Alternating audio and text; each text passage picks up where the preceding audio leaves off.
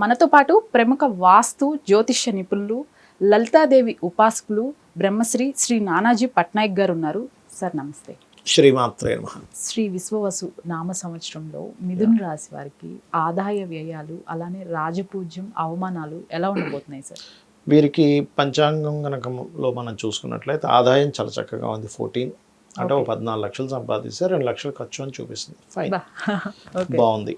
అలాగే రాజ్యపూజ్య అవమానం తీసుకుంటే కూడా 4, 3 అంటే మెచ్చుకునే వాళ్ళ సంఖ్య 4 ఉంటే అవమానించే వాళ్ళ సంఖ్య 3 ఉంది. సో దీని గురించి మనం పెద్దగా బాధపడాల్సిన అవసరం ఏమీ లేదు. అయితే ఇక్కడ ఆదాయం ఉంది, కానీ 2వ స్థానంలో కుజుడు వెళ్తున్నాడు ఒక 2 నెలలు 2-3 నెలల పాటు. కాబట్టి ఈ ఆదాయము బిజినెస్ రిలేటెడ్ సంబంధించిన ఆదాయాల విషయంలో కుటుంబ సభ్యులతో ఏదైనా ఘర్షణ ఇస్తుంది ఇక్కడ.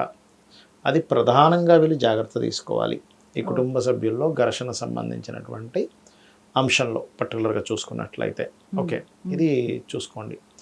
అట్లాగే వీళ్ళకి ఆదాయం విషయంలో గొడవలు రాకుండా ఉండాలి అంటే కుజగ్రహం దగ్గర దీపారాధన చేయడము అండ్ స్కందుని ఆరాధించడము చేస్తే ఆదాయం విషయంలో ఘర్షణ రాదు. ఆదాయం ఉంది కానీ ఘర్షణ కూడా చూపిస్తుంది.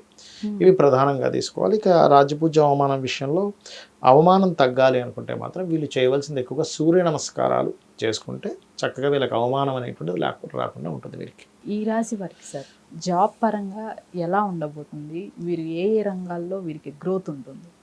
జాబ్ పరమైనటువంటి విషయాలు చేసుకుంటే వీళ్ళకి మిథునం వారికి సర్వసాధారణంగానే శని 8th and 9th lord 10th హౌస్లో ఉన్నాడండి. సో 10th హౌస్ ఎప్పుడైనా సాటర్న్ ఏం చేస్తాడంటే వర్క్ స్ట్రెస్ని ఎక్కువగా ఇస్తాడు. అంటే 2 మనుషులు 3 మనుషులు చేసే పని వీళ్ళు చేయాల్సి వస్తుంది. అలాగే సడన్ చేంజెస్, ఎందుకంటే 8th లార్డ్ 9th లార్డ్ అయిన శని దశమంలో వచ్చి కూర్చున్నాడు. సో ఉన్నటువంటి సడన్గా లేదు నేను మారిపోవాలనిపిస్తుంది.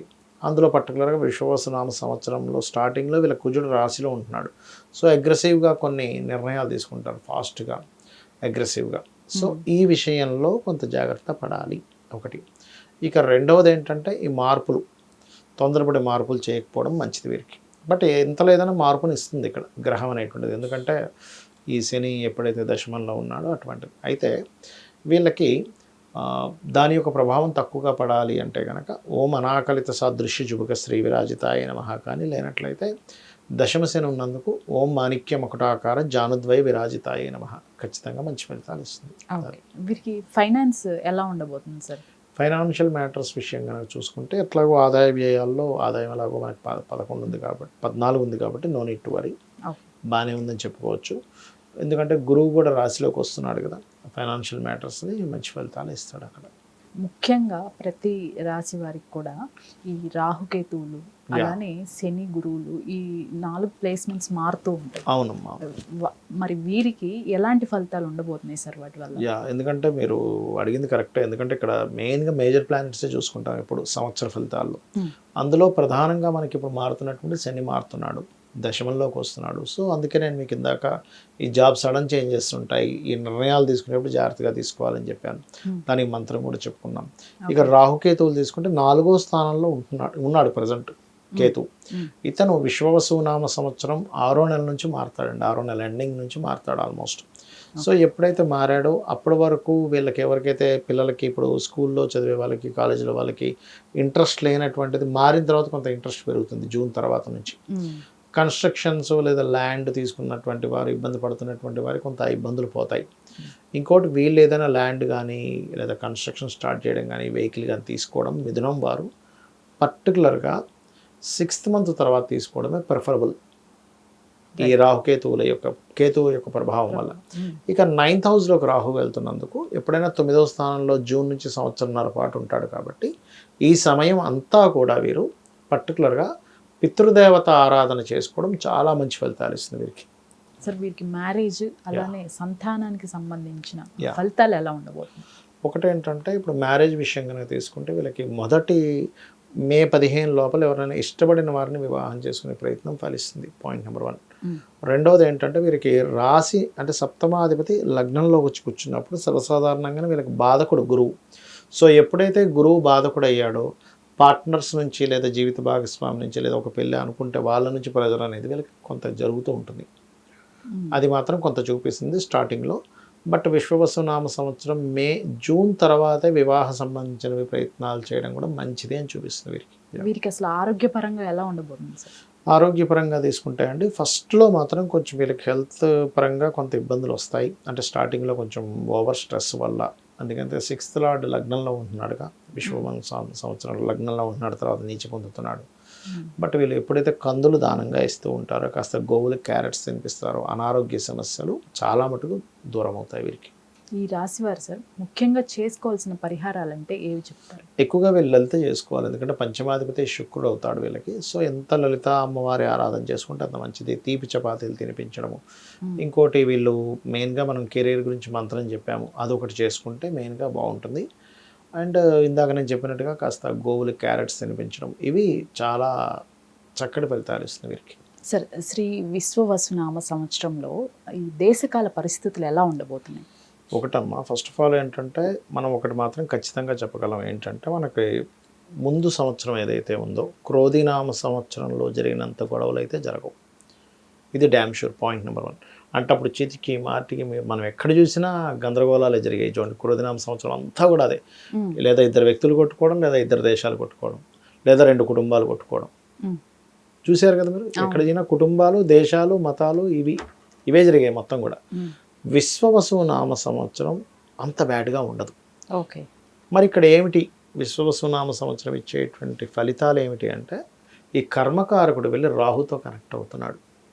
అంటే ఏమిటంటే, ఇంకా ఈ టెక్నాలజీస్ ఏవైతే ఉంటాయో, ఆన్లైన్ త్రూగా చేసేవి ఏవైతే ఉంటాయో, ఇవన్నీ చాలా పెరుగుతాయి. అంటే ఎట్లా పెరుగుతాయి అంటే, జాబ్ రిలేటెడ్ సంబంధించిన విషయంలో ఇట్లాంటి జాబ్స్ కూడా ఉంటాయా కొత్తగా, ఆన్లైన్లో ఇలాంటి జాబ్స్ కూడా ఉంటాయా అనేటువంటిది మనం కొత్తవి చూడబోతున్నాము. రెండవది, ఇలాంటి ఫ్రాడ్స్ కూడా జరుగుతాయని కూడా చూస్తాం మనం. అసలు ఈ ఫ్రాడ్ వింతగా ఉందే అన్నట్టుగా చూస్తారు. మరొకటి ఏంటంటే, కొన్ని దేశాలకి, ఎందుకంటే ఈ విశ్వవసునామ సంవత్సరం ప్రారంభమైనటువంటి మార్చ్ సంథింగ్ 2వ తేదీ నుంచేమో మనకి శుక్రుడు కూడా వక్రిస్తున్నాడు. యాక్చువల్గా అది April 13th వరకు ఉంటాడు శుక్రుడు వక్రగతి. దీనివల్ల ఏమవుతుందంటే, ఫస్ట్ అంటే ఇంకా విశ్వవసునామ ప్రారంభం నుంచే ఇది స్టార్ట్ అయిపోతుంది, ఇంకా రాకముందు నుంచే షేర్ మార్కెటింగ్ రిలేటెడ్ సంబంధించిన విషయంలో శుక్రుడు వక్రగతి వల్ల, అంటే రాబోయే విషయం చెప్తున్నా, ఊహించని రీతిలో మార్పులు వస్తాయి షేర్ మార్కెట్లో. ఓకే, కొన్ని దేశాలకు ఆర్థిక మాన్యం ఇస్తుంది, కొన్ని దేశాలకు, అందరికీ కాదు, కొన్నిటికి. అంటే యాక్చువల్గా ఇట్లాంటి మాట మాట్లాడకూడదు, కాకపోతే మనకి ఆస్ట్రాలజీ అనేది ఒక ప్రిడిక్షన్గానే చెప్పాలి. ఎందుకంటే మనం లాస్ట్ టైం తొక్కిసలాటల విషయంలో కూడా నేను చెప్పాను, ఇది ఒకటే కాదు, ఇంకా ఇంకా ఇంకా తొక్కిసలాటలు ఉన్నాయని. యాజ్ ఇట్ ఈస్గా మనకి ఆ ట్రైన్ దగ్గర కానీ కుంభమేళాలో కానీ జరిగాయి. బట్ ఇక్కడ ఏంటంటే కొంచెం కొన్ని నిర్ణయాలు, గవర్నమెంట్ తీసుకునే నిర్ణయాల వల్ల, కొన్ని చేంజెస్ వల్ల కొన్ని కల్లోలాలు జరిగేటువంటి ఛాన్సెస్ ఉంటాయి, కొన్ని కలహాలు లాంటివి. అట్లాగే పీఠాధిపతులు, గురుస్థానాల్లో ఉండేవాళ్ళు కొంచెం ఈ విశ్వవసునామ సంవత్సరం ప్రారంభంలో ఒక 3 నెలలు జాగ్రత్తగా ఉండాలి. ఎందుకంటే శని రాహులు మీన రాశిలో కలుస్తున్నాయి. ఓకే, సో అందుకని ఒకటి జాగ్రత్తగా ఉండాలి. రెండవది ఏంటంటే, ఇక్కడ పర్టికులర్గా కొన్ని రాజకీయ సంబంధంగా, అంటే ఏదైనా ఒక పార్టీల్లో కావచ్చు, పెద్ద హోదాలో ఉండేటువంటి ఒక రాజకీయ సంబంధించిన విషయాల్లో కావచ్చు, వాళ్ళు వైదొలిగి ఇంకోళ్ళు రావడం జరుగుతుంది. ఓకే, అదొకటి జరుగుతుంది. ఖచ్చితంగా మనకి చూడండి, ఇప్పుడు కొన్ని దేశాల్లో కొన్ని రాష్ట్రాలను విభజన జరుగుతుంది చూసారా, అట్లా విభజన కూడా జరుగుతుంది సింహరాశిలో కేతువు వల్ల. ఇప్పుడు సరే ఈ ఇయర్ స్టార్టింగ్ నుంచి చూస్తున్నాము, అంటే అమెరికా లాంటి పెద్ద దేశాలు మన వాళ్ళు విపరీతమైన గడ్డుకాలం ఎదుర్కొంటున్నారు. ఈ పరిస్థితి ఇంకా ఇప్పుడు మీరు చెప్పినట్లు ఈ సంవత్సరం అంతా ఉండబోతుంది అంటారా? ఉంటుంది. కాకపోతే జాబ్ రిలేటెడ్ సంబంధించిన విషయంలో వేరే ఇంకొన్ని దేశాలు, ఇప్పుడు అమెరికా మీద ఎగబడినట్టుగా, అంటే అమెరికాకి వెళ్ళి ఎట్లయితే సెటిల్ అయ్యారు జనాలు, కొత్త దేశాలకు వెళ్ళి సెటిల్ అవ్వడం కూడా జరుగుతుంది.